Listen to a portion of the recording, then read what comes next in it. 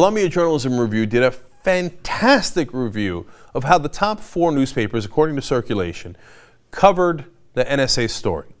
Did they use terms that were pro-surveillance or anti-surveillance? Pro-surveillance being considered the more conservative point of view, certainly in maintaining the order and the establishment and the protection of power structures that we have now. That's a conservative position, versus the liberal position, which is against surveillance. Now, in this case, it's a little confusing because the libertarians are on the liberal side, but what is clear is whether the media was pro-establishment or not, right? So they looked at the 4 top newspapers, USA Today, LA Times, New York Times, and Washington Post. Guess who was most egregiously in favor of the government?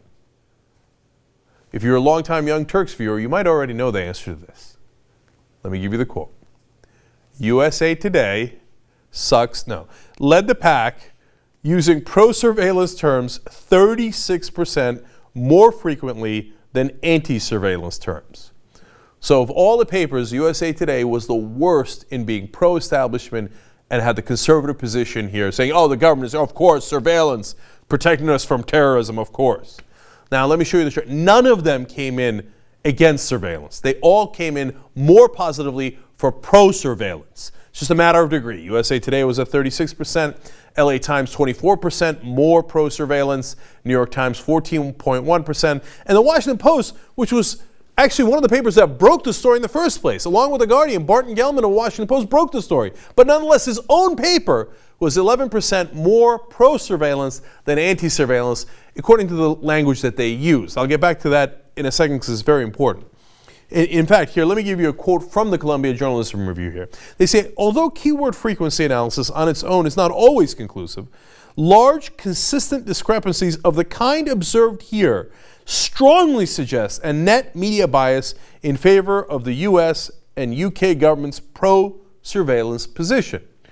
So, what happened to the liberal media bias? Well, they explain that too. They say, the results were unexpected and quite remarkable. The widely held assumption, they explain, that major media outlets uniformly tilt to the left does not match reality. In fact, if anything, the media appears to tilt to the right, at least on this issue.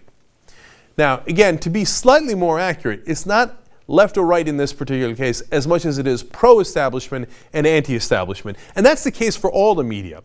It's not that the people in the media are Republicans or Democrats. It's that they don't even know, but they work for the government. So they get a government position. They say, oh, well, the surveillance has protected us from terrorists. So they just read it, or they write it down in their papers. And by the way, this is for the newspapers.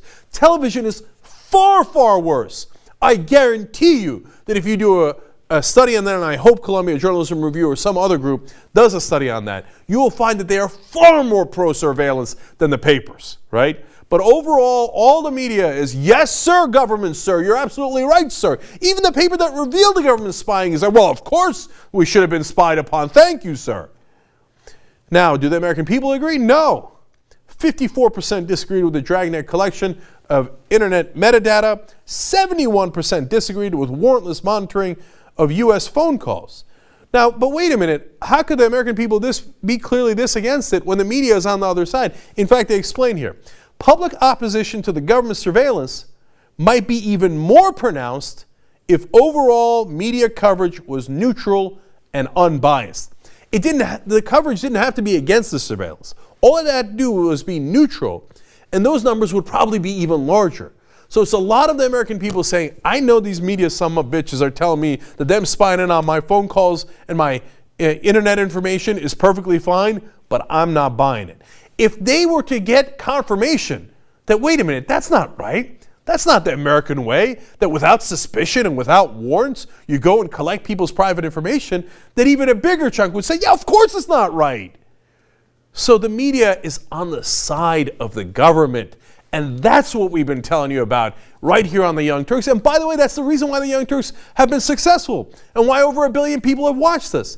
It's because everyone else is telling them, oh yeah, the government's right. Listen to the government, absolutely. And we're here to tell you that's nonsense. Of course the government is right some of the time, but certainly not right all of the time.